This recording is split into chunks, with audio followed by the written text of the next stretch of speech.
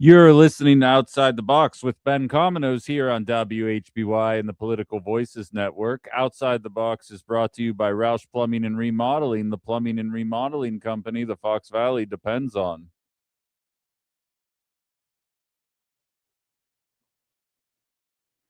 I went to the Appleton Pickle Club meeting yesterday. Saw a couple of names that are affiliated with the show on said list. Um Didn't get a chance to run into anybody there that was a listener of the show, unfortunately, but I have a feeling it won't be my last time going there. Definitely an interesting thing to do. A bunch of like-minded people getting together, talking politics, talking about ways to improve the community. Apparently, it's not about pickles. I was misled about the real cause of why I was going there. It turns out it was about politics. I was tricked again. Um, Apparently, this was a group that was created in 1920 down in Chicago, and it kind of focused on the same thing, trying to bring together a more community-based, progressive movement to try and address wealth inequality and the spiraling standards of American living in that time. Because I don't know if you guys know anything about the 20s, but it was a bit touch and go for a large percentage of the population there, especially towards the end. So groups like the Pickle Group kind of popped up, I should say, and we're trying to grassroots some kind of resistance against the tail end of the Gilded Age there, which was used to be the example of record wealth inequality between the haves and the have-nots. Unfortunately, we now can point to a different period in American history to highlight that same outcome. Unfortunately. Um, but very interesting meeting, nevertheless. Met some cool people, met some people that had some really good ideas, and most importantly, just met some people that were very frustrated by the trajectory that we are on. And what I loved, the best part about finding people that think the way that I do is that I can talk crap on this administration and not worry about someone trying to go talk to my manager or something. But I can also double back and two-hand slam Joe Biden a couple of times and the Democrats in general for not being able to deliver in the ways that are necessary, going one and out of three against this orange man with no ideas. And it was just a really nice place for me to be. They meet what is it? Every third Wednesday. I don't know. Don't quote me on that. I need more details, but I'll probably go again. Definitely interesting, if for no other reason, just to vent some of my frustrations in a non-public sphere, which is nice. But nevertheless, the reason I bring up the uniparty here is you all know where I'm starting this show today. Let's be honest. It broke while I was at this get together around 6:15 yesterday. I saw it pop up on my phone. $200 billion more on top of a $1 trillion defense budget. That is what the Pentagon has asked for um, in the name of facilitating Donald Trump's war of choice in Iran. Just to be clear, during the Iraq war, and I realize that inflation has absolutely made the cost of things rise. So this is not apples to apples. But I think when you really do the math, when you really crunch the numbers and stop and think about why people would be asking for this large of a sum of money, they are looking for $200 billion. The Iraq war cost $140 billion per year. They are looking for $60 billion more dollars. How long is this conflict supposed to go? Even if you want to hit me with inflation, be like, Ben, $200 billion per year for this war sounds about right, given the $140 billion price tag, however many years ago. Okay, fine. Let's say I grant you that reality. How long is this war supposed to go? I heard, much like inflation in the Biden term, that this war was transitory, that it was going to be here and gone, that it was going to be over very quickly, and that we wouldn't be feeling the impacts of it. We saw, we read, we heard about the bombing going on in the Middle East, whether it is Israel's bombing of Iran's oil field or Iran circling back and hitting Qatar. And I'm going to be highlighting that conversation in more detail in a moment. Don't worry, we've got a lot of time and a lot to jump into here, but I think it's very important that we start here. That is not a short-term number. 200 billion on top of $1 trillion. America first, remind you, on top of $1 trillion is not an ignorable number. And if 100 billion to Ukraine made you mad, I am calling on every MAGA that has ever interacted with this show to call in and voice your frustration with the request for 200 billion for Israel and Iran. Because something tells me you're not going to be able to explain your way out of this one through partisan garbage. Embrace the reality or we will never evolve. It's the whole point of this show. Embrace the reality. There is no anti-war party. Come to grips with that now. That way we can push for anti-war candidates going forward. Because I hate to break it to you, ain't nobody on this show is going to be pretending that J.D. Vance is an anti-war candidate in 2 years. I'm just telling you that right now. It is not going to fly on this program. Embrace the reality of what this Trump administration, what his DEI defense secretary, what his War Department, what his Pentagon is asking for you to do. And in case you're having trouble really quantifying what an extra $200 billion would cost, universal college costs 40 to 75 billion. Ending homelessness costs 20 to 30 billion. Fixing every broken bridge in America costs 40 billion. Providing universal child care costs 140 billion. We are told time and time and time and time and time and time and time and time again that there is no money for any of these things. And you're going to watch this pass via reconciliation. It's going to pass. They don't even need a Democratic vote. So this is where the test is. And if I were an AI user, I would have created Jigsaw commenting on what the Democrats need to do here to pass their test. And it's a very easy test to pass, Democrats. So I really hope you're listening.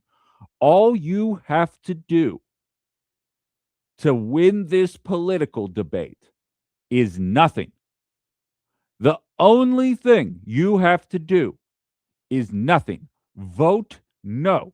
It's going to pass anyway, even for the blue MAGA libs that are absolutely in favor of this war, but they won't say it publicly because, the orange man's doing it and they want to pretend that Democrats are offering a different choice.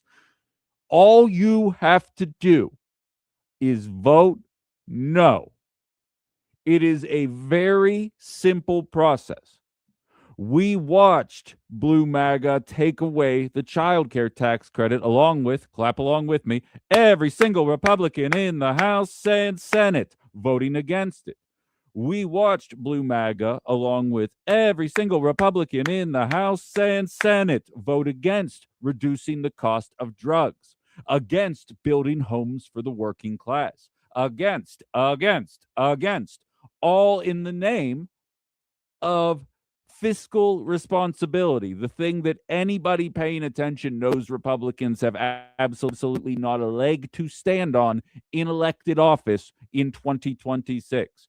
Ron Johnson has been all over social media lately trying to push this austerity agenda, pretending that he has a single leg to stand on. Meanwhile, he voted on the big billionaire kiss-ass bill. The bill that was designed to hand our entire governmental savings to 978 billionaires and blow a $4 trillion hole in the budget. Now we're looking for 200 billion more on a $1 trillion budget for a war that absolutely did not need to start. This is why the Republican Party is clinging to the idea of the Save America Act so much. It's the only leg they have to stand on. And anybody paying attention knows that's not a voter ID bill. But they'll go on their accounts and they'll say, man, 80% of America is in favor of these voter IDs. I don't understand why Democrats, it seems like they don't really have their fingers on the pulse because they can't talk about the economy. And we've got data on that coming up later in the program. They most certainly can't talk about foreign policy. Donald Trump has already bombed 8 countries and started a war that, as we kind of highlighted yesterday, I am struggling to see the off-ramp for, just from a human nature perspective. because you can't bail at this point and you can't really go forward at this point. And Lord knows, boots on the ground. Don't get me wrong, 90% of MAGA's going along for the ride for boots on the ground because the orange man's doing it. I'm not a fool. I have caught on to just how much in the cult they actually are. But for the rest of us, it's political suicide. It would be political suicide to try and pull something like that. So they can't talk about any of the things. They're coming to trans your kids you. They're not going to talk about Mexicans right now. Donald Trump's actually pushing to bring in more Mexicans specifically in the name of taking jobs. So it's not like they're going to be able to point to that right now. The only thing they have to talk about that would get any kind of traction on their side, and it's only through ignorance, is the Save America Act. This has been such a bad presidency. It is unbelievable. In an actual functioning country, this man would have been impeached. Already, he would have been impeached because people would understand the trajectory that we are on, the fact that this war does not make any sense. And I think the most disgusting part about all of it, because independents, like just for sake of argument, as of March 16th, the most recent polling data, independents approval on Trump's different categories here. Immigration, it's -22. Iran is -35. Foreign policy in general is -41. The economy is -47. Gas prices are -53. And the cost of living is at -60. That's 80 to 20. Or 20 to 80, I should say. That is not sustainable. In a functioning society, this guy would already not be president because he has no functioning idea. At least Joe Biden was sundowning. Like, is this guy just stupid? Is he also sundowning? Does he not have a capacity to think about outcomes? I had a talk with some people at this thing I did yesterday, and somebody was floating the idea of withholding taxes because blue states are the ones that ship their taxes off, red states are the ones that absorb it and then whine and complain about socialism, right? There are liberals out there who are saying, let's withhold our taxes. Let's not pay our taxes, pay the fees for not paying our taxes, and allow these red states to suffer. And I said, you realize you're falling into the exact same trap that Donald Trump fell into with Iran. All of the red states are the energy producing states. So if blue states withhold their taxes, red states withhold their energy, maybe we could just see eye to eye on the fact that 7 corporations are gouging us and robbing us blind. And maybe we could coalesce around that if Republicans could not talk about trans people for 17 seconds. Maybe we could coalesce around that idea and move forward. But I almost yelled out in public, like reading that number. And I'm a former sales guy. I realize that there's a good chance that this gets whittled down, which I'm using in quotes, to $100 billion. And it's going to be like the Susan Collinses of the world and the Republicans who are on the fence about holding their seats that are going to show up and show a spine to that Donald Trump and make him reduce the supplemental package only to $100 billion for the war that didn't need to happen. And I think the worst part about all of this, and I see I have messages piling up. I promise I will get to you. The worst part about all of this, and it's bipartisan to a certain extent. Well, you know what? I'm not even going to say that because since a liberal didn't start this war, liberals started out very anti this war. Had a liberal started this war, it would have been something about defending democracy. I already see the playbook in front of me. Before the gas prices went up, 160 school children were killed by an American strike on a school. And a large percentage of the population responded with a collective shrug. But as gas prices approach $4 per gallon again, for no reason other than our president's a moron, not because of an unexpected pandemic, not because of a war between two countries that have technically nothing to do with America, not because of any type of hurricane or out of control circumstance, because, by the way, the last time prices went up this high in a 30-day period was Hurricane Katrina, percentage-wise, I should say. It's through one man's stupidity that we find ourselves in this boat today. And the fact that gas prices are about to hit $4, diesel prices about to hit $5, that is eliciting more of a reaction out of the American public than the fact that we killed 160 children in a bombing campaign. And then having the people that executed the bombing campaign say, we're going to defund SNAP so you can't feed your children while we take your tax dollars to bomb other people's children. We're going to take your tax dollars to eliminate healthcare deserts so that we can create healthcare deserts in another nation. The 27, the cult is going to support it. That's fine. But I think we really need to come to grips with a couple of things here. Ukraine was never about Ukraine's democracy. Iran is not about nukes. And I have the audio file to back that up that we're going to be playing later in the program. You gotta stop falling for it. If there's one thing, because Lord knows I'm an evolving creature. At all times, I'm always trying to learn, become more educated, become better at this job, be able to defend the things that I say better, to be able to think better about the things that I talk about. And it's becoming abundantly clear to me that if you want to get a democratic establishment or voter base to get behind a war, you got to make it a humanitarian thing. You got to make it about hijabs. You got to make it about democracy. You've got to make it about these kind of things, and you will get the buy-in from the Democratic Party.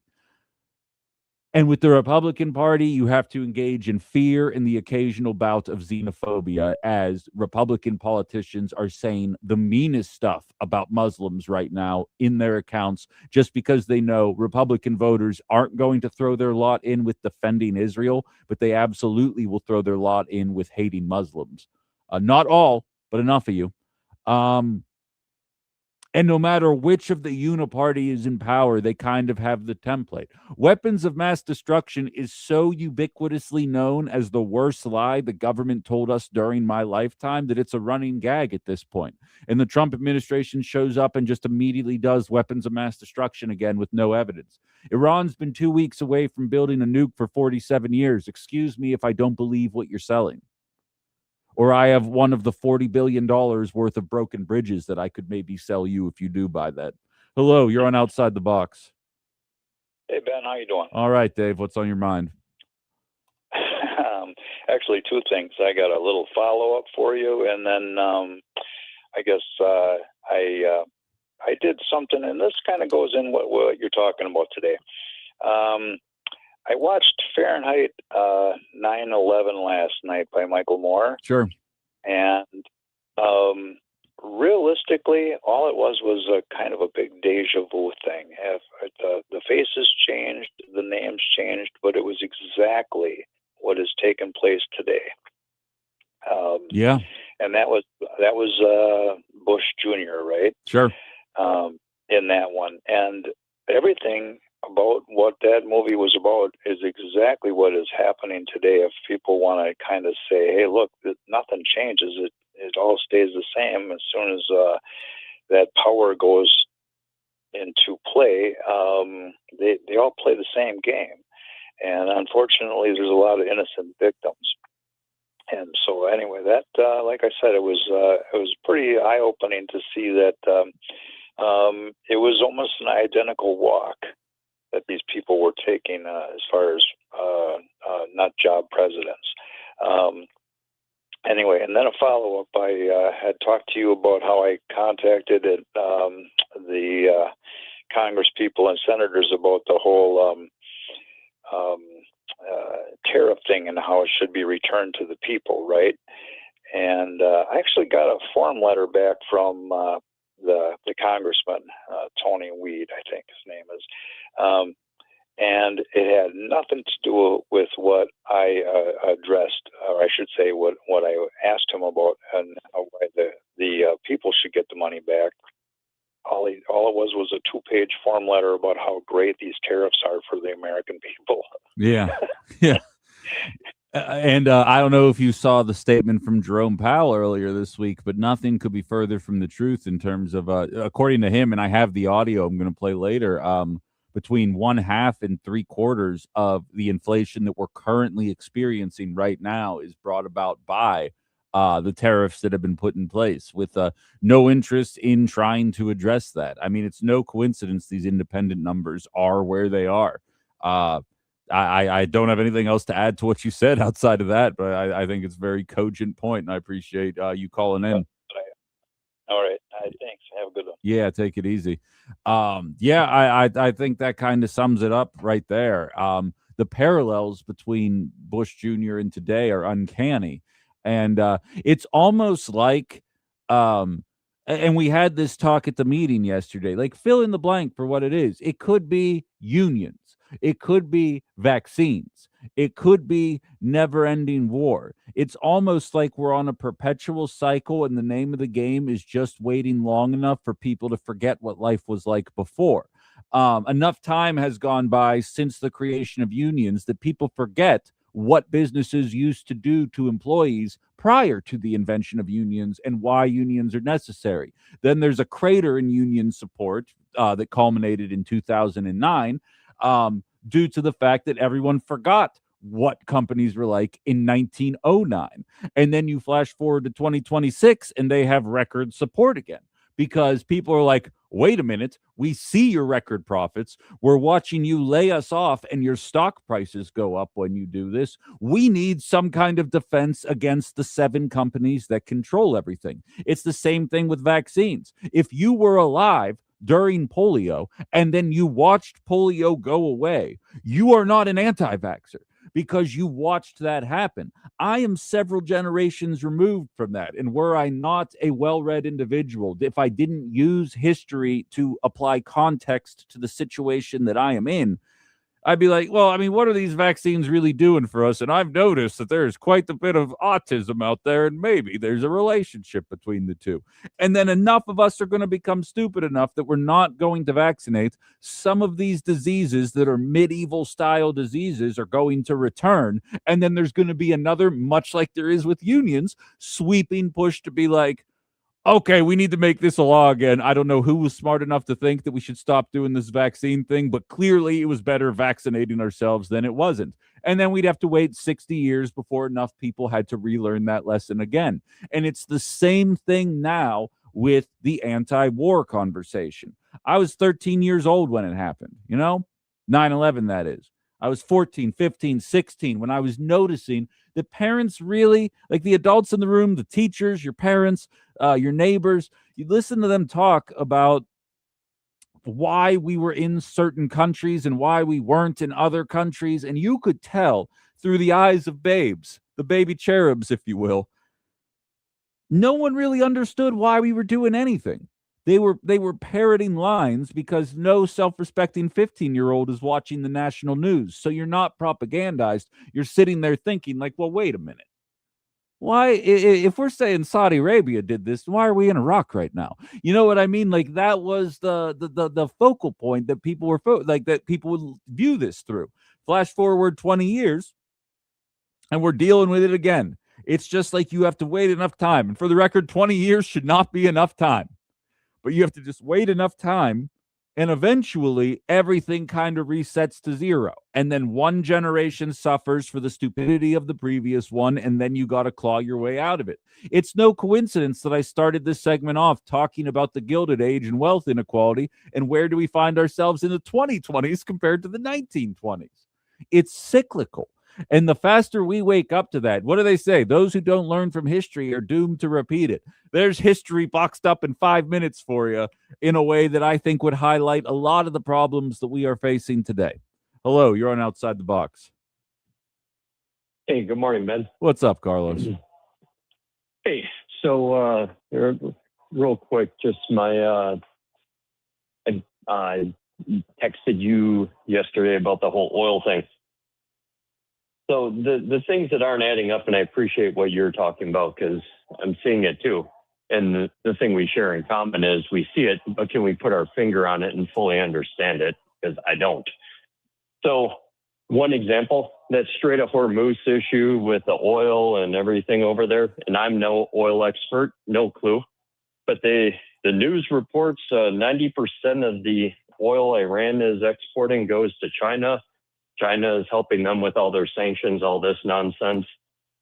So we got Orange Man out there telling us how devastatingly powerful we are, and we're eradicating this cancer from the earth in Iran, all that, and we have just absolute and total domination. All right, great, cool, good job. How the heck is a Strait of Hormuz bringing us to our knees and oil then jumps 200%? Because only by the math I hear, according to the news, if they're accurate, 10% of it is going anywhere in the world other than China. Now, yes, of course, China builds all kinds of products and they do all this manufacturing that the world is dependent on. So is the math that clean? Of course not. However, 90-10, 200% increase in oil in this stinky little strait with our massive military dominance and strength. What the heck are we doing? Literally bomb the hell out of it. Put the fear of God in every one of those twerps over there that thinks they can play with our precious oil and let it flow. Knock it off. You think that would work? Out one side of your mouth. You think that would really work? Tell us. Well, dude, this is why we pay taxes. These people should be taken care of it. I'm taking their words. Yeah. They said, hey, we can go and clean this up like yesterday. Cool. Then what the heck are we sitting here crying about oil going up and not having oil flow over one little territory of a waterway? See, I always take control of it, lock it down, get it done. I personally, Carlos, so part of the reason why I'm a pro Second Amendment lefty is because when liberals would say to me, your AR-15 isn't going to protect you from a drone if the U.S. government wants to turn it on you, my response would always be, well, tell that to the Taliban. Because I think they would have a different answer entirely. Things weren't pretty for them. It's not like life was good, but when you're talking about a couple $1,000s worth of mines and drones, I don't know, outside of complete eradication, which I don't know that we have. Like, it's most certainly a moral question. I don't want to see any type of massive bombing campaign take place over there in the name of fiscal security. But outside of something like that, I don't know that you can strike these people into stopping it. Because once you take it's Dark Knight status at that point. Once you give someone nothing to lose, they're exactly in that position. They've got nothing to lose. We'll keep throwing 2,500 mines in this strait a month until you guys just leave us alone. And what's worse, I don't know if you heard me talking about it with Brian yesterday. If we can't figure out how to address this, we have essentially given Iran a cheat code for the rest of our lives, where anytime Israel or America starts acting up, they can just intimate that they are going to do something to the Strait of Hormuz, and we're going to have to back off. I think it's not as straightforward as what you're saying at this point. It could have been that straightforward, but it's not that straightforward at this point, and I don't know how you put this genie back in the bottle. So I agree with you, and those things are there. My point is not in support of what they're doing. I'm pointing out the hypocrisy of what they're saying. If we have all these capabilities, we can do all this, then how is this one issue all of a sudden issue? And the hidden kind of rhetorical statement I'm making is that it's by design. They're carrying the water for every time we have one of these, oil flies through the roof. Yeah. Who profits off oil? The people invested in oil. Back to Bush's administration, everything in Iraq. Oil went up astronomically. And every single person in his cabinet was from big oil. Who did that benefit? It's the elephant in the room. These are games. You want to go to the other side of the coin with your fun Democrats, and they go and say, we don't care what our constituents say. We're going to equitize our candidate and throw her out there for you because we know better than you, but we are the bastions of democracy. Shut up. They are both FOS.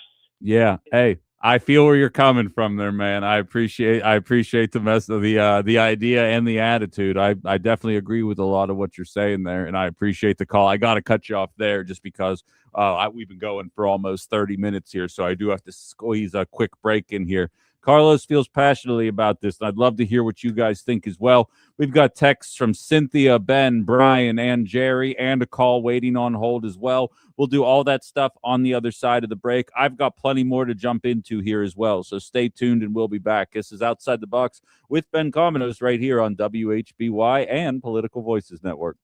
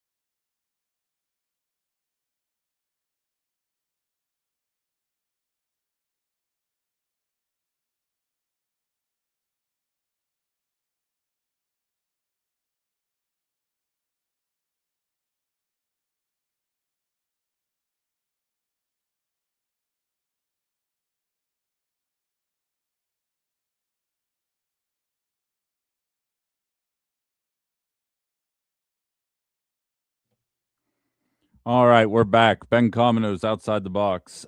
We've had somebody waiting on hold for a while. We'll start there and go from there. Hello, you're on Outside the Box. Hey, Ben, it's Cynthia, and it pertains to the text message I sent you.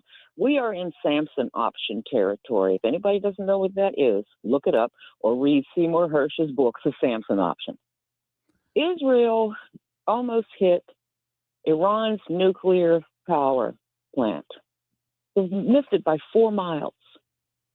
Iran has never threatened to hit Dimona unless this happened.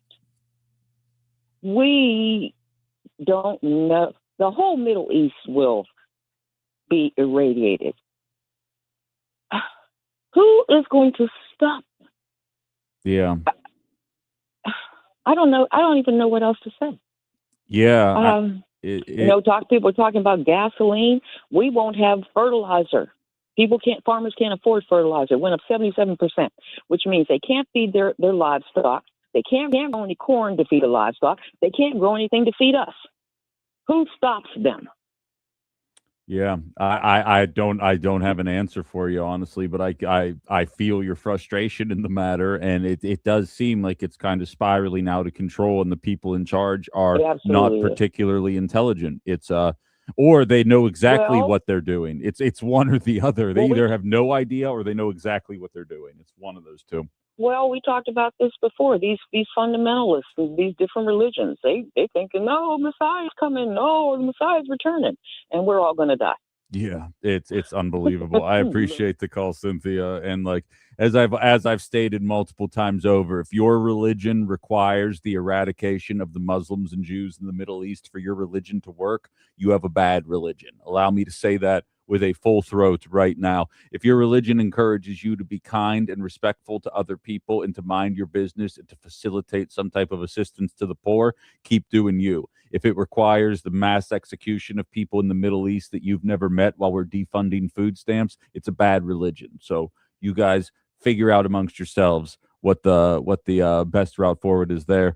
Ben says I'm for impeaching Trump. I'm done. And for the record, Ben fought in the original war on terror before this one kind of kicked off here, and knows firsthand exactly what it went through. He knows it in ways. It's kind of like how I can talk about football. I've never played football, but football's been a part of my life the entire time. I can tell you the difference between a 3-4 defense and a 4-3 defense pretty easily. And I can tell you a couple of, like a bunch of things about the strategy of the game. I can't tell you what it's like in a locker room. I can't tell you about what a coach says to a team the Monday morning after a bad loss. There's some things that I can speculate or I can listen to stories about that I've never experienced. So you can only talk to it to a certain point. And so when someone like Ben says something like that, it tends to carry a little more weight just because of the life experience he has relative to my own. Jerry says, in rough terms, $200 billion is $1,000 per adult all over the entire United States. That sounds about right. KG says, after the 9/11 attacks, I could accept the reasons given for invading Afghanistan because they were actually harboring the people who attacked us. But I never bought the Iraq excuses. I was especially contemptuous hearing W pontificating about what a monster Saddam Hussein was while never mentioning how much America fed that monster. Also, taking out bin Laden should have been the off ramp from the Afghanistan war. I agree with everything you had to say there, and don't have anything else to add to what you had to say. Other than that, I'm right there with you. Brian says the real reason for the war was designed to hobble China, Venezuela first, now Iran. China is the reason why we're doing this, to keep the U.S. dominance in financial situations. The petrodollar is key. I'm screaming at the radio as the whole war is put on this 4D chess game to keep U.S. dominance in fiat currency. The petrodollar and our treasury bonds, the choice of foreign investment. And I mean, I don't think it's any coincidence, Brian, as we're kind of seeing more of this stuff take effect. If you are a regular listener of this show, you have heard me say in the past that China right now, as it stands in 2026, because they actually took the last 2 decades and invested in renewable energy, can generate enough energy to cover 25% of America's entire energy need. Whereas we have a president that's paying windmill companies that were investing in windmills, he's paying them $1 billion of our tax dollars to instead invest in oil and gas facilities. And what you're seeing is China trying to get themselves as quickly as possible off of that need, off of that desire for the oil and gas in the Middle East or in Venezuela, and it's working. We only have so many levers. Meanwhile, we have no interest in trying to develop those for our own country. And not only do we not want to develop them, half of our political spectrum is actively antagonistic towards those kind of developments. And so eventually this won't even matter as much anymore. In the short term, absolutely. But at the end of the day, what matters most to these people is maintaining their power. And I'm telling you right now, and I said it in the first segment, I'm saying it in the second segment here. All Democrats have to do is nothing with a $200 billion, what do we call it? Expense package, extra package on top of the defense budget. All they have to do is nothing. Because if you have been saying, I'm for impeaching Trump, I'm done. Granted, he's been more enlightened than 90% of MAGA in terms of this conversation. There will be an outcry for these people to be removed. And are they willing to play this game politically for that long? It's no coincidence. You are seeing these data centers go up. You are seeing these detention centers be built. They are anticipating civil unrest for the cost of goods. Cynthia isn't pulling those numbers out of her rear end. 77% increase in the cost of fertilizer. We're so focused on an extra $12 at the gas tank, we're not realizing what this fertilizer cost is going to do. We're not realizing what this gas tank conversation is going to do to our food based on the travel cost. There are so many elements of this that haven't even taken effect. And I'm going to be honest with you guys, I have barely scratched the surface of what I want to talk about with you on this show today that's going to highlight some of this kind of stuff. Larry says in the YouTube comments, Paul Atkins, SEC commissioner, what's it say? The last 40 years, we got into a war and gas prices went up. Then a recession came next. When gas prices start coming down, the Fed starts printing money and it's inflation. It's the same thing every flipping time. Yeah, I think that's a fair assessment, man. I mean, I've been alive long enough to see it happen at least twice, and it looks like it's probably going to happen a third time as well. And we'll probably blame the people that don't matter. That's typically what we do. I have a back and forth between the sitting president of the United States and the Israeli media, but I want to save that for a couple minutes here. We're going to be back before the top of the hour news. I have a quick break. We have to sneak in here. We'll be back in just about 3 minutes. And I want to show you guys exactly how much even Trump knows yesterday was a mistake and how there is an effort to distance ourselves from it.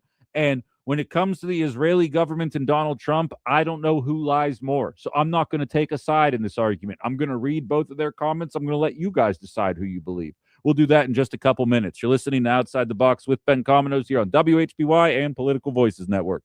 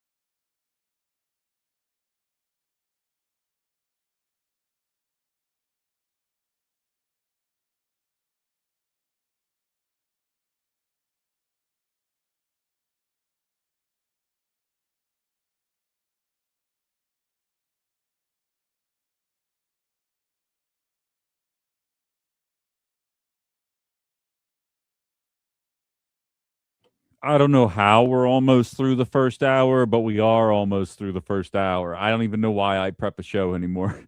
All right. I promised you guys these quotes. The Trump one's a bit longer, and I will have to yell at times because parts of it are all in caps, but I don't have any other choice. All right. So this is from Donald Trump. Neither one of these is fake. I will again, if you missed the setup, this first one will be from Donald Trump. The second one is going to be from Israeli media. As much as I don't trust the IDF, Israeli media does a much better job of holding the IDF to account than the American media could ever hope to do. So I am not making the false equivalency of Israeli media to the IDF. However, Lord knows media lies as well, and I do not know enough about the source to tell you whether or not you should try. Like you should take them at their word for it. So I'm going to allow you guys to make the decision here. I am not taking a stance on the matter. This is Trump. Israel, out of anger for what has taken place in the Middle East, has violently lashed out at a major facility known as the South Pars gas field in Iran. A relatively small section of the whole has been hit. The United States knew nothing about this particular attack, and the country of Qatar was in no way, shape, or form involved with it, nor did it have any idea that it was going to happen. Now, I'm not done yet, but I'm already realizing this is some of the best English he's ever written on with, and the fact that he's being so proper makes me trust it less. So I realize I said I wasn't going to tip the scale, but I'm letting you guys in on my own thought process as this is happening. Unfortunately, Iran did not know this or any of the pertinent facts pertaining to the South Pars attack, and unjustifiably and unfairly attacked a portion of Qatar's LNG liquid natural gas facility. No more attacks will be made by Israel pertaining to this extremely important and valuable South Pars field unless Iran unwisely decides to attack a very innocent, in this case, Qatar, in which instance the United States of America, with or without the help or consent of Israel, will massively blow up the entirety of the South Pars gas field at an amount of strength and power that Iran has never seen or witnessed before. I do not want to authorize this level of violence and destruction because of the long-term implications that it will have on the future of Iran. But if Qatar's LNG is again attacked, I will not hesitate to do so. Thank you for your attention on this matter. Now, I think it's important for me to remind you guys at this point that Qatar did give Donald Trump a very shiny plane. Now, here is the response to that statement from Barak Ravid, who is a member of Israeli media, covers the IDF, is going based off statements from the IDF, who, again, I am not saying you should trust more or less than Donald Trump. I don't know which entity I trust less in this matter. I'm being genuine when I say that. So I am just providing you guys the information, allowing you guys to jump to your own conclusions. This is the statement. Contrary to Trump's statements, senior Israeli and U.S. officials said that the United States had prior knowledge of the Israeli strike and even approved it in an attempt to pressure Iran. After the Iranians retaliated against Qatar's gas fields, Trump is now changing course. Now, based on the character I know of our sitting president of the United States, that statement does not sound far-fetched to me. But I also have been following along with what has been going on in Gaza since October of 2023, and I realize that they will absolutely try and paint America as the aggressor, and it wouldn't be hard to convince most of the world that America is the aggressor. Conversely, as America's standing is collapsing around the world with a 79% reduction in the favorability of the United States, the only country who is viewed less favorably than America is Israel. So I have no idea who to believe in this. I don't know if America knew about it, but what I do know is, based on the reaction to these decisions, it's a pretty bad look when the sitting president of the United States is working double time to distance himself from an attack that they had no idea about. And much like during the Biden administration, I think this would be worth highlighting here. During Israel's nonstop bombing campaign of Gaza. There would be people that would say, Ben, if America doesn't give Israel weapons, the Middle East will attack them nonstop. They do not have the capacity to defend themselves without America. That is what is referred to as leverage. If Donald Trump is being sincere in saying he knew nothing about this, then the threat should not be against Iran. The threat should be against Israel. Do something like this again, and the weapons are shut off, and watch it stop. Unless, of course, Donald Trump did know, in which case, as this new mug I have says, Waka Waka MAGA, we got to stay consistent here. All right, with that, I got to get out of here, but we got another hour of the program yet to jump into here. We're going to keep this conversation rolling. Stay where you are. Outside the Box, WHBY, Political Voices.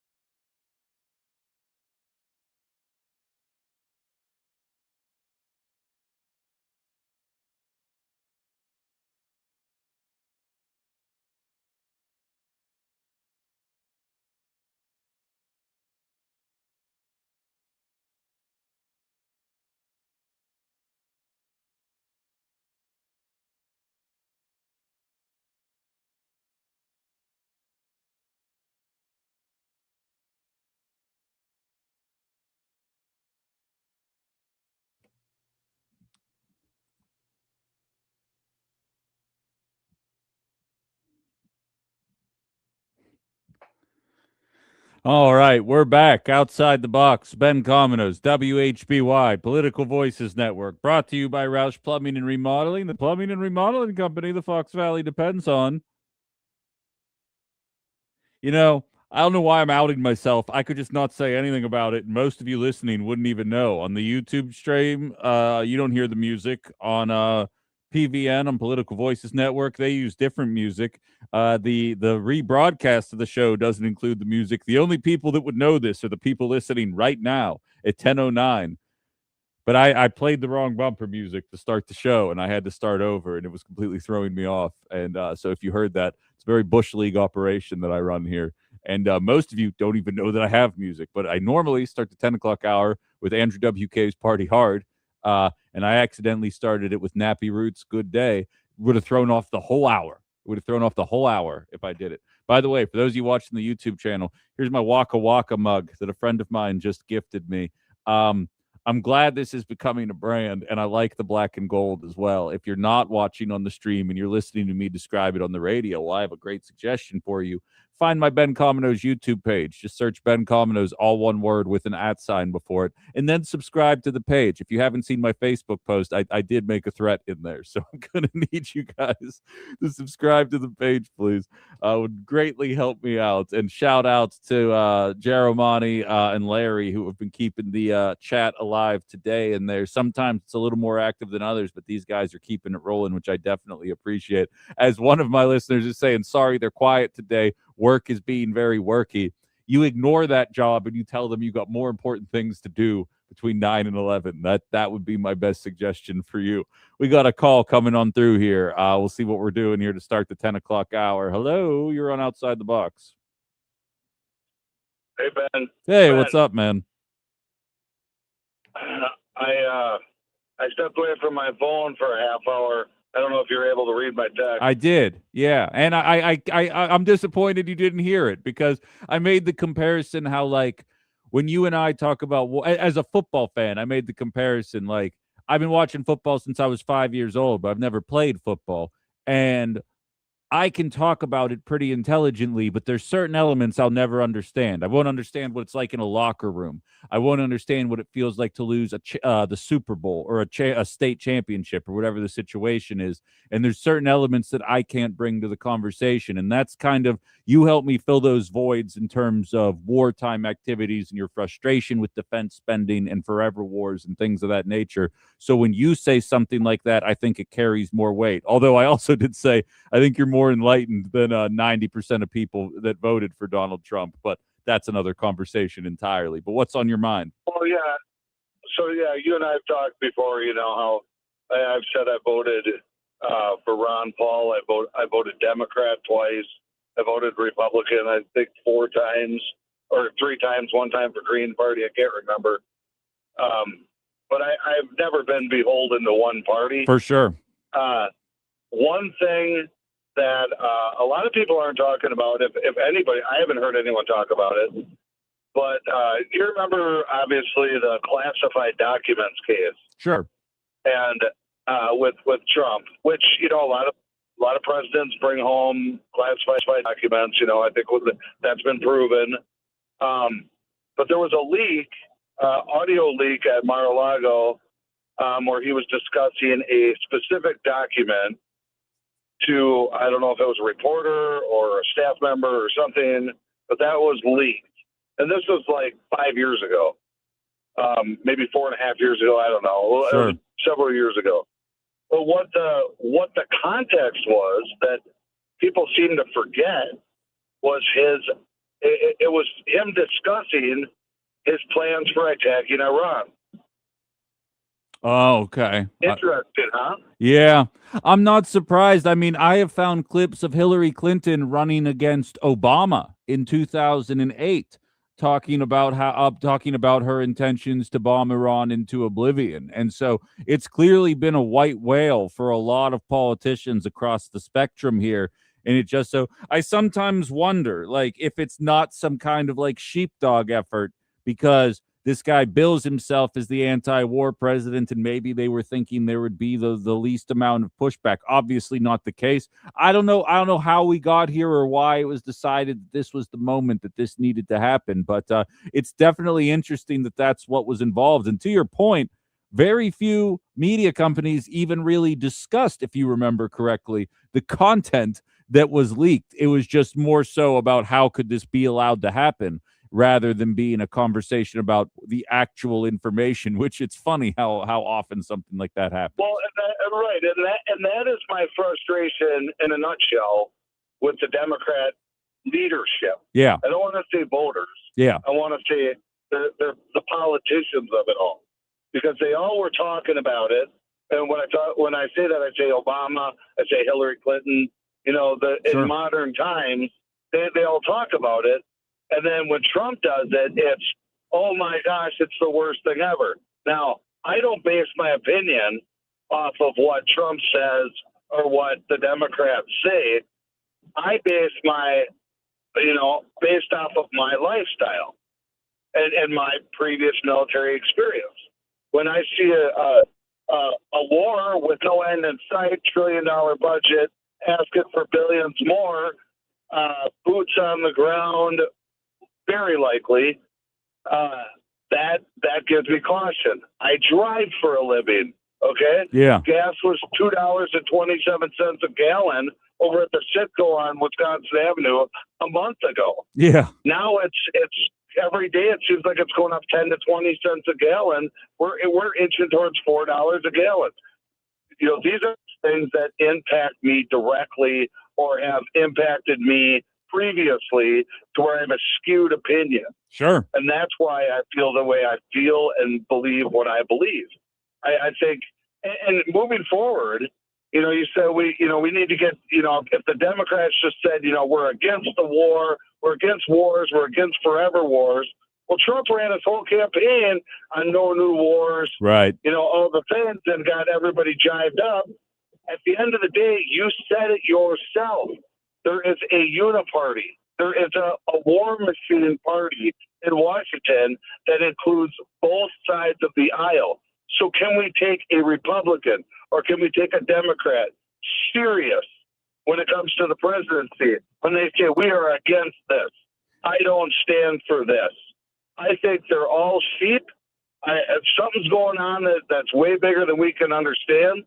Yeah. But I don't think we could take them serious on either side of the aisle. It's funny, dude. I think you're listening to this show too much because I have never shared it on the air, but I have been having very similar thoughts. Like, what could somebody say in 26, 28, or beyond that would have me convinced that they actually mean business? Because you probably ducked away for the 9 o'clock hour when I said it, but I said it's becoming abundantly clear that Republicans know what their voters need to hear in order to get the bulk of them to support armed conflict, and then Democrats know what their supporters need to hear to get them to support an armed conflict, even when they tell you they have no intentions of starting an armed conflict. Look, we didn't want to do this, but look what they're doing to women over there. Look at how they treat their LGBTQ population. Or on the right side, it's like, look, I know we just bombed their nuclear facilities, but we can tell they were doing it again. They are a threat to our security going forward. And those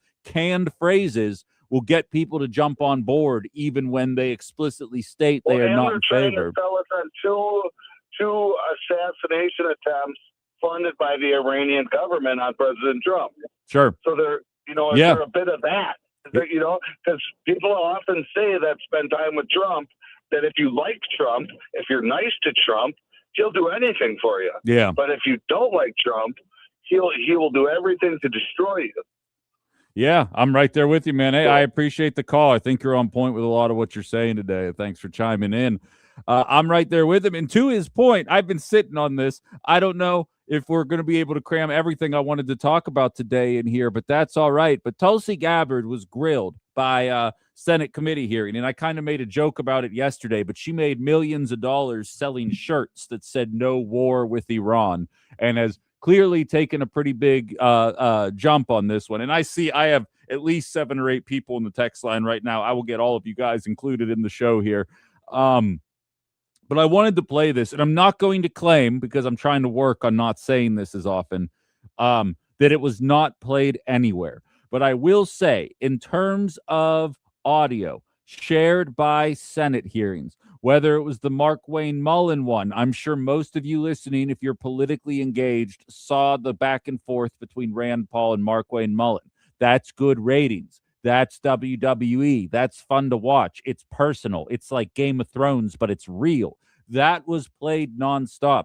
You see certain clips with Tulsi Gabbard shared, specifically some coming from Ossoff in Georgia, and a handful of others as well. But there was one Ossoff clip. I seriously am running on like 2.5 hours of sleep because I did this pickle party thing, which didn't have anything to do with pickles.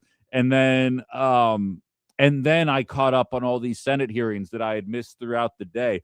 And this was the line that stuck out to me, or I should say the line of questioning. It's only about 45 seconds long, but it's the line of questioning that stuck out to me that I do not think is getting enough coverage, because to Ben's point, the Democratic Party has been positioning this war in Iran as a question of process, as a question of congressional approval, and not a question of, is this necessary? Were the nukes even actually happening? Was there a need to do this? Did Israel drag us into this, or is that bluster? That is not the framing, and I think that's why this particular clip is not getting the same kind of play as anything else. And you noted in your opening statement you're here fulfilling a statutory responsibility and that your testimony, quote, represents the IC's assessment of threats, right, correct? That opening statement, as submitted to the committee in advance of this hearing, stated that as a result of last summer's airstrikes, quote, Iran's nuclear enrichment program was obliterated, end quote, correct? That's right. And is that in fact the assessment of the intelligence community? Yes. So the assessment of the intelligence community is that Iran's nuclear enrichment program was obliterated by last summer's airstrikes? Yes. And the opening statement you submitted to the committee last night also stated, quote, there has been no effort since then to try to rebuild their enrichment capability, end quote, correct? That's right. And that's the assessment of the intelligence community. Yes. So it was obliterated in June as per the assessment of intelligence. There was no efforts to rebuild since that obliteration in June as per the same intelligence. Ipso facto, we weren't doing this for weapons of mass destruction. And it was said as much by one of the highest ranking officials within the Trump team. Somebody who up until recently actually had the support and admiration of quite a few people. It goes to show you how far she's fallen. In 2019, she was getting endorsements from Bernie Sanders. Now look where she's at. It makes you wonder what goes on behind closed doors and if these people actually believe the stuff that they're saying when they say it in the moment, which leads to Ben's skepticism about whether or not he can actually trust when somebody says this going forward. And I don't blame him for a second. I don't blame him for a single second, at least not within the Democratic and conservative establishment. All right, let's catch up on some things here. I see on the text line someone saying that I'm going to need a longer show. You think you got time for that? Don't you have a job? I'm joking. Several people have told me they think the show should go longer. Maybe someday I'll start a second show later in the day. You guys can get me to start your day and end your day, and I can just have no life. That'll be fine. KG out in Houston says Juliana Stratton has said that she will not back Chuck Schumer as the Democratic leader in the Senate. More of this, please. It's ironic because Cynthia also shared with me that Graham Plattner was endorsed by Elizabeth Warren, who Elizabeth Warren had been taking heat for some of her endorsements during the Chicago primaries. So clearly there's a lot of people reading the writing on the wall, and you will see the conservative come to Jesus moment with that as well. As we get closer, maybe not necessarily to 2026, because I think the cat's out of the bag on that one. But as we get closer to 2028, you will see several people try to distance themselves from the war in Iran while never actually vocalizing any opposition from it in the moment. I do not provide excuses. I do another podcast Wednesday nights that you can tell it drives them nuts because they're significantly more liberal than I am. And I do not provide excuses for the company line. You do not stick to the party line when you do not agree with it. You are your own person. And if you are trying to pretend that showing a solid front in the time of war, and I'm talking to you, JD, if you are going to pretend that showing a solid front in the time of war is why you didn't vocalize your consternation surrounding that conflict, I'm sure there will be people that believe that. You're not going to get a single ounce of credibility from this program. I can tell you that much. Kathleen, I will read your thing because we're having a private conversation there at another time. Joe, just J.O. says, I found out Air Wisconsin in Appleton was sold to CSI Aviation, owned by Alan Way, former Republican Party chair of New Mexico. As of January, they started flying shackled migrants for ICE. Way to go, Appleton. I guess, Trump, I'd have to look into that more, but I appreciate you for sharing that. And we got in the random number. I don't think I have a name on it that just says, take it easy on Trump. He got rid of the penny. You know, I hadn't considered that. Maybe it's all a wash then. I appreciate the insight, nevertheless. All right. We're going to put a pin in that conversation for now. Obviously not going anywhere in terms of the grand scheme of things. I feel like 3 times a week I have to tell you guys I'm not going to become the Iran show, but much like several of the conversations we used to have in a pre-Trump outside the box world, it seems like a lot of the things I want to talk to you guys about get muted in regards to what feels like it's waiting right on the other side of the it's just like waiting for the other shoe to drop at this point of the game and just find out what awful thing is going to happen next. I sometimes wonder, right? Because this show sort of is right-wing radio, but not for right-wingers, right? Like, I don't pretend to be NPR or anything like that. How would a right-wing talk show host do this era in American politics if Kamala Harris were president? And I have to believe it would be the only topic every single day for months, if not years, depending on the longevity of it. It would probably be a lot less measured. Not to say I haven't popped off here and there. I can acknowledge that.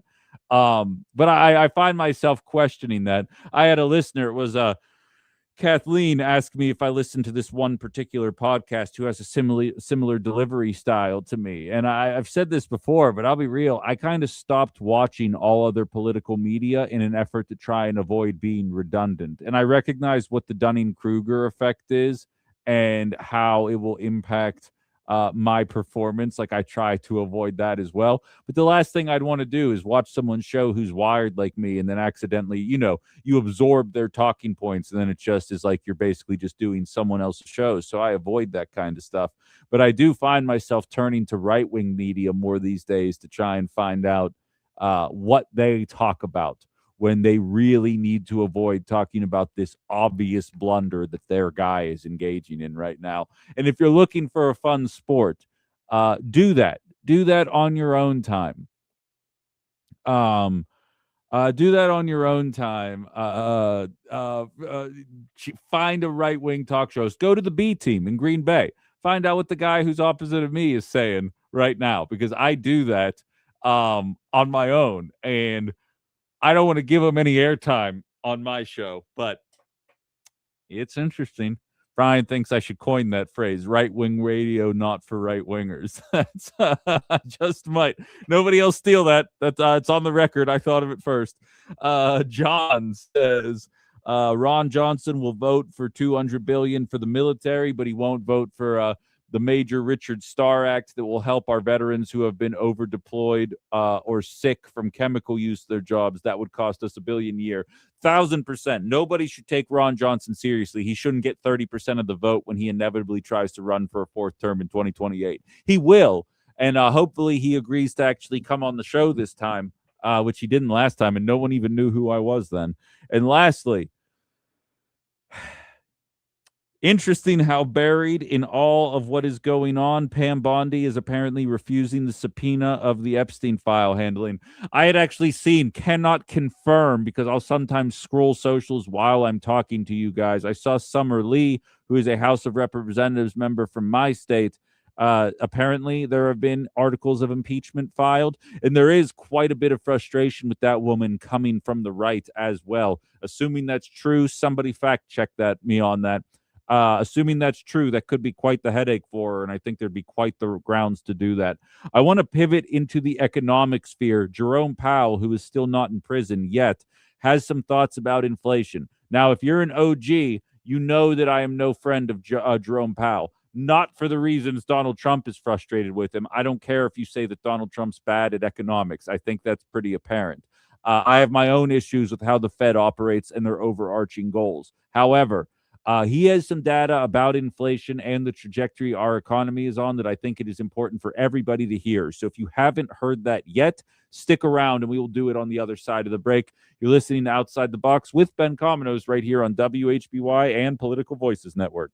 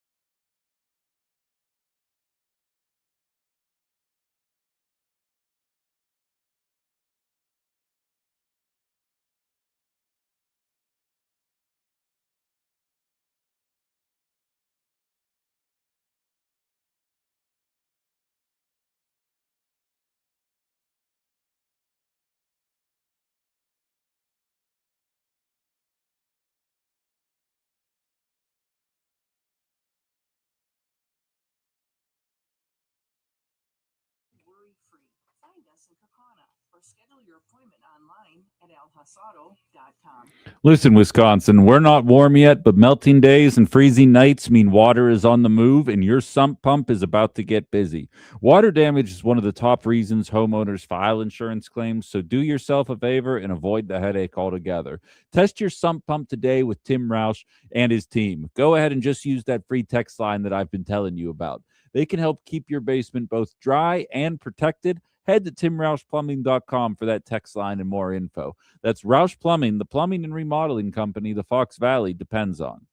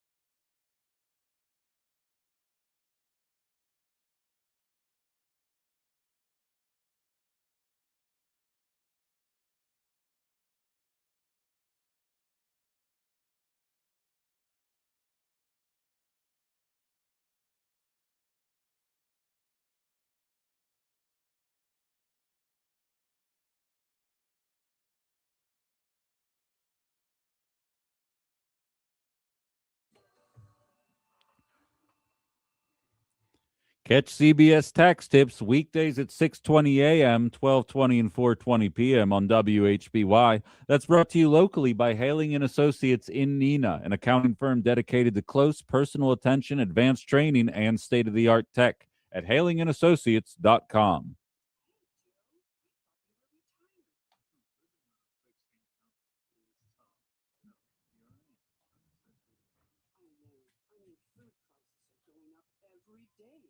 Thank goodness for benefitscheckup.org.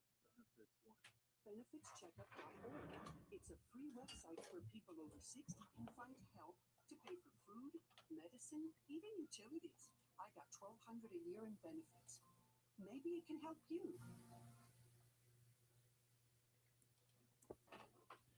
We are celebrating locally nominated women during Focus Fox Valley with Haley Tenpass in the month of August, leading into Women's Equality Day on August 26th. Nominate a woman who wows you now at WHBY.com.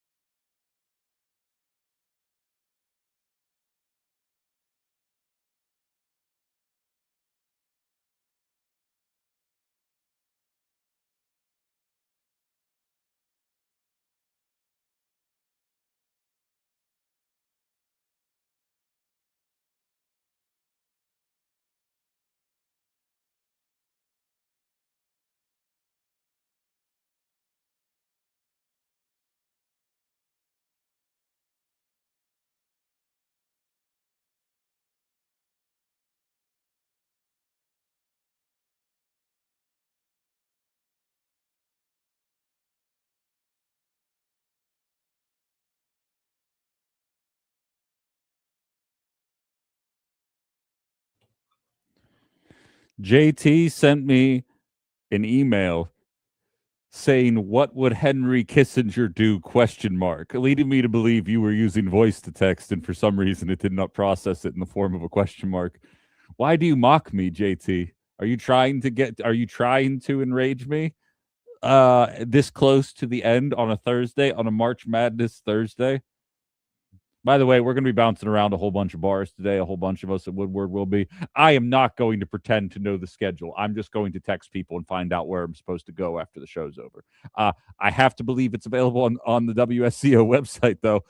Check out all the bars that we're going to be out. It's a handful of them. We're going to be bouncing around during the first day of March Madness here. I believe it's actually both days that's going to be happening. I don't think I'm going to get too tuned up. Last year got a little out of hand. Nothing worse than getting that drunk on a Thursday and still having to do a Friday. You know what I mean? Especially when the world's falling apart around you. It makes it really hard. Fridays are already off the rails enough. If you guys know anything about this program, they're already a little out there. So out there. Wow, what was that? Out there. Yeah, but just for those of you interested in getting together, beers with Ben is always a popular idea. This technically wouldn't be that, and I don't know anything about college basketball. So if you are hoping to come and pick my brain for who to put on your bracket, I am not your guy. Back to the topic at hand. As I was mentioning before the break, Jerome Powell and I, and realistically the Fed in general, do not see eye to eye. And the Reader's Digest version of this, and you can go back to a couple years at this point. I've interviewed economists about this. There is what's referred to as the dual mandate for the Fed. Essentially, it requires they look to keep inflation at roughly 2%, as well as keeping the unemployment rate at roughly 4%. Now, you may be asking, why wouldn't the target goal be 0% for the labor market? Well, it's because us plebeians need to fight with one another for the scraps of the 13 people that get to have all the money. So the Fed is in place to make sure that there is a perpetual churning of roughly 14 million Americans, because at 350 million, 1% would be 3.5 million. So 4% would be 14 million people not having jobs in order for the economy to work at the pace in which it does. After COVID happened, it was one of the largest increases in wage power that the working class has ever had. I'm not going to get in specifics about my life, but I know I was making quite a bit more, both in my previous job as well as transitioning here, compared to what I was making beforehand, because so much of the world had shut down. It was so hard to find employees at the time that you had to actually pay a real wage in order to get people to do a job. The establishment saw that and went, well, son of a gun, what can we do to course correct that? And I think that's how I gained a lot of respect with a lot of people in the Fox Valley, is I'd be sitting there saying, Jerome Powell keeps raising the interest rates every single month, even though the inflation we're dealing with has very little to do with actual inflationary measures and is mostly as a result of corporate greed. And continuing to increase the interest rate isn't going to do anything to prevent major companies from gouging us on the price side, but it most definitely is going to make it more difficult to buy houses, more difficult for small businesses to exist, and more difficult for people to be able to maintain the employment that they had. And I still, to this day, am a firm believer that while I don't agree with Trump's assessment of the matter, had there been a president that carried himself more like Trump and demanded some evidence that this wasn't as a result of corporate greed and that inflation was the primary factor driving an astronomical cost of living, I think we could have prevented a lot of the economic headaches that were taking place in this country at that time. It's funny. I used to do segments about that every single day. That feels like a different world comparatively. Go back to like OG 20 end of the year 2022 outside the box, because that was when Democrats had the trifecta. That was what kind of birthed this program, because I was so certain, to Ben's point from earlier in the hour, that we gave Blue MAGA the presidency, the House, and the Senate. We're going to get so many of these beneficial programs that'll be good, and then people will see that they work, and then we won't need to deal with this anymore. And then none of that happened. and then we watched purchasing power get crippled, and then we watched the child tax credit go away, and we watched this wage equivalence that we got for the first time in 40 years disappear, and all of a sudden we're sitting here now with an even more unaffordable life than what was existing in the Biden administration, and on and on and on it goes. So I say all of that to say, I am not a defender of Jerome Powell. I think Donald Trump's frustration with him is not born out of the same reality that I have frustration with him. I think Donald Trump wants him to lower the interest rate so his rich buddies can buy stuff for pennies on the dollar and doesn't think it needs to be there. There's an element of truth to inflation resurfacing now, and that, after that 5-minute windup, is what I actually want to get into with you guys right now. He went on the record, and I'm surprised there haven't been calls for him to go to jail yet. I'm going to provide his economic. These are two separate clips that I kind of married together here. So there is, when he stops talking, that was the end of the clip. And then there's an additional 10 seconds that I kind of used to marry what he says here with the reality that tariffs are imposing on the average American purchaser today. I'm now going to play the first clip for you, and we'll just kind of lead right into that second one, and we'll discuss on the other side. People are already seeing gas prices. Gas prices are up almost $1 a gallon. We hope that isn't for a long period of time, and of course, people will feel that. But I don't want to speculate about what that might mean, because honestly, that would sound like I have some idea of what's actually going to happen, and I don't think anybody really does. We're going to see how this works out. Good number of people in the committee are concerned about is just the very, very low level of job creation. If you adjust what has been the trend job creation over the past, let's say, 6 months, if you adjust that for what we think, our staff thinks, is the overstatement due to overcounting, effectively there's zero net job creation in the private sector. When tariffs are put into place, of course, what they do is they raise prices to some extent, to the extent those prices the tariffs are paid by consumers on a one-time basis. And we're waiting for that process. It takes 8, 9, 10, 11 months a year to go through the system. And we're waiting for the tariffs, which were put in place over the course of the middle part and later last year. We're waiting for that to go through the system so that goods inflation will return closer to what it's always been. I mean, it used to be, for many, many years, it was negative. And then, the year before tariffs came in, it was 0. And it's running at like 2% now. So, and if you look at total core inflation, it's about 3%. And some big chunk of that, between 1/2 and 3/4, is actually tariffs. So we're looking for progress on that. Doesn't paint a particularly rosy picture. And I won't pretend that he and Donald Trump have a great relationship, but that's the beautiful thing about numbers. If I weren't so personable, I absolutely would have a job in numbers right now. They're not partisan. You can fudge data, for sure. Remember the transient interest rates of Bidenomics? You guys remember those days? Or inflation rates, rather, of the Biden years? Yeah, I remember them very vividly. But by and large, they're not partisan. And it's highlighting an economic shortcoming here that I think we have only begun to scratch the surface of. And I genuinely am very nervous about what comes next. I mean, hell, I'm doing better than most of my peers, and I'm stretched pretty far at this point. I know a lot of people talking like me, and I really don't go out partying anymore. You know what I mean? I don't gamble. I don't have a drug habit. I don't do any of those things. And I don't know where it goes. You know what I mean? That's the one thing you hear people saying all the time. Where does it go? Where is the money actually going? And I have the worst kind of feeling it's about to get a whole hell of a lot worse. The war is going to impact us, as well as these tariffs. And I've already highlighted in the 9 o'clock hour, amongst independents, as of the most recent polling data by YouGov on the 16th, has the cost of living crisis at a -60 in terms of independence. These ain't Democrats. These ain't people mad that Kamala Harris isn't president right now. These are people that either voted for Harris with a nose hold or voted for Trump. They're at -60.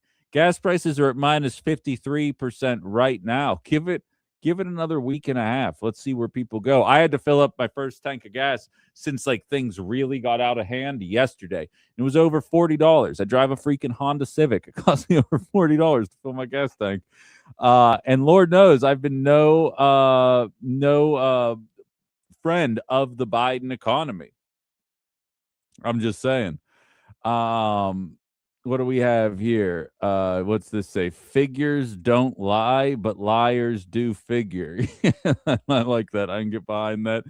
And Jimmy, who will lay on any sword for Donald Trump, says that Thailand trip wasn't cheap? Question mark.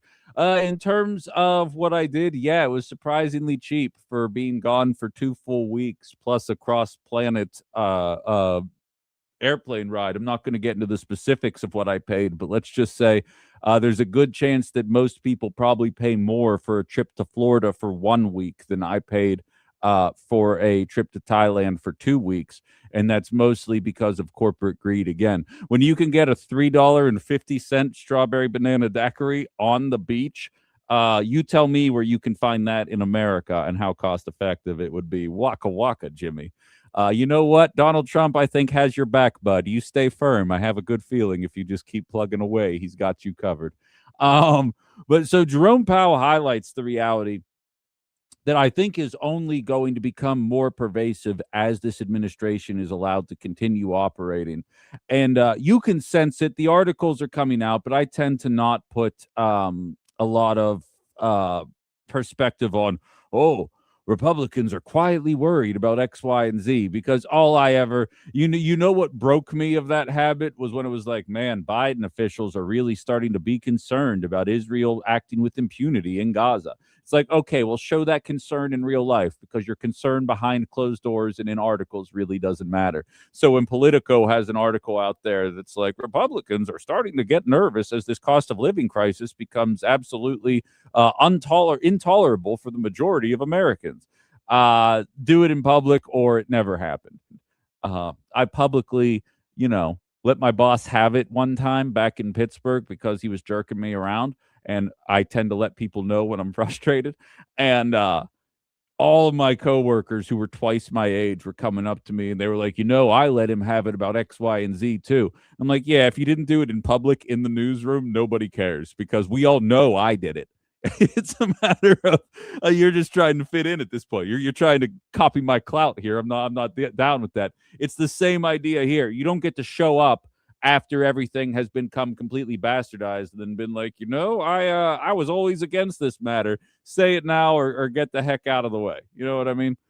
Um, I have a couple more thoughts that I want to put into this. I'd love to get your thoughts in it as well. We're going to have 6 or 7 minutes on the other side of the break, and we will jump into some final comments. I see Larry on the YouTube line. Jimmy doubled down, and I'm willing to bet it's something that I can easily dunk on, and I'm going to make you guys wait until the other side of the commercial break, and then we're going to make fun of whatever thing Jimmy had to say to me right here. All that and more is coming up on the other side of the break, so you stay right where you are, and we'll be back. You're listening to Outside the Box with Ben Cominos here on WHBY.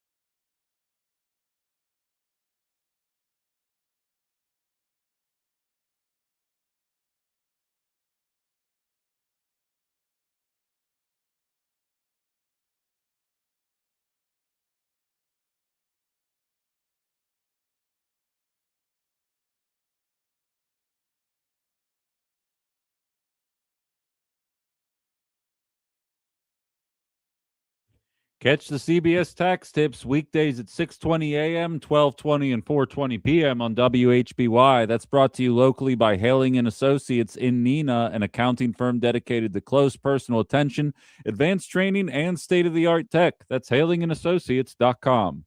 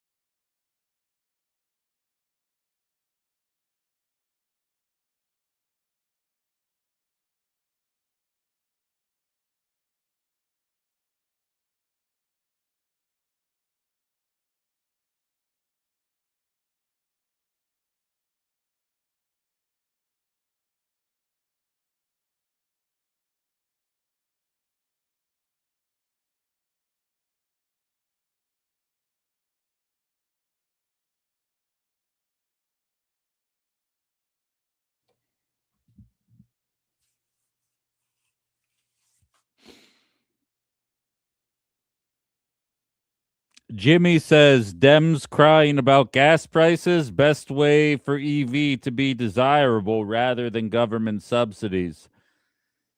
First of all, I hope you're not calling me a Democrat because I have cried for far less. All right, so you best not be calling me a Democrat. Secondly, and I did let him have it, and he did back off a little bit here because I'm sick and tired of the partisanship, and I just, you guys know this, I'm not going to allow it.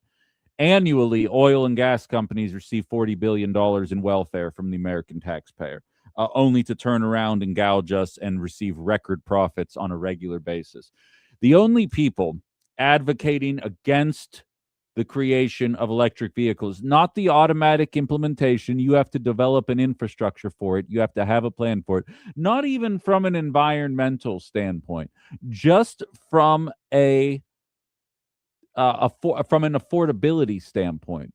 The only people advocating against the construction of electric vehicles, the ubiquity of hybrid vehicles, the implementation of solar panels and windmills and renewable energy, the only people advocating against that stuff are the people already raking in billions of dollars in the oil and gas industry and do not want to see us born into a world where energy is potentially free or at the very least coming at you at a significantly reduced cost.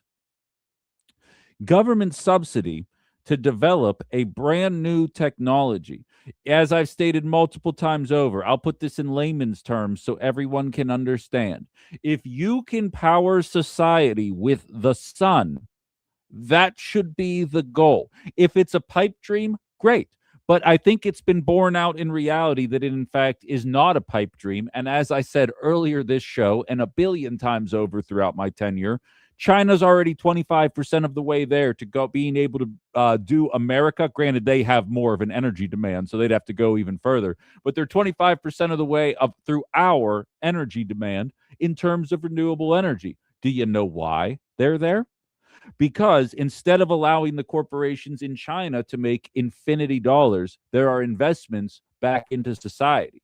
I am no fool to what kind of authoritarian nature that China has set up for the people that live there. And I have shared stories about friends of mine that live there. Hell, one of the first friends I ever made in life was from China.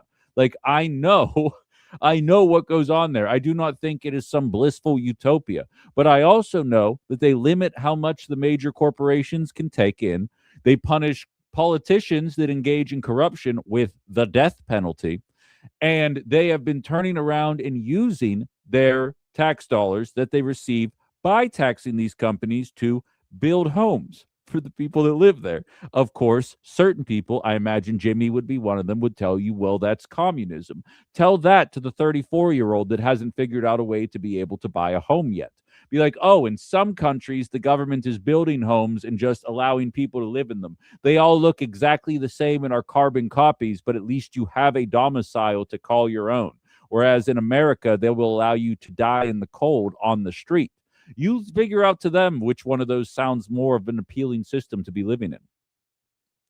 And by the way, it's not like everyone in China lives in those carbon copy conversations. So to bring it back to the idea of subsidies or liberals caring about oil and gas subsidies, and like, I'll hammer this into oblivion. And like, Jimmy, it might be the last time I tell you this, but like, you don't get to equate gas prices after a pandemic to gas prices because your president's a moron. It's not apples to apples. One of those was a biological conundrum, something that, not to say you can't anticipate, but once you're in the throes of it, it's a dynamic situation that you're just hanging on for dear life and hoping that the decisions you make are the right ones.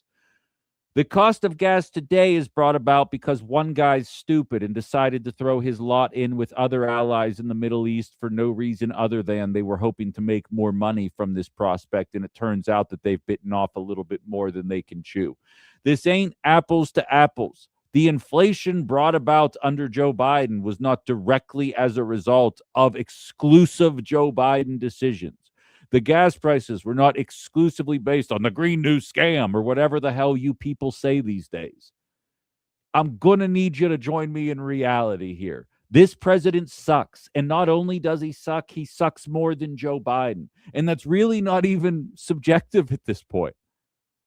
It's a matter of waking up for it.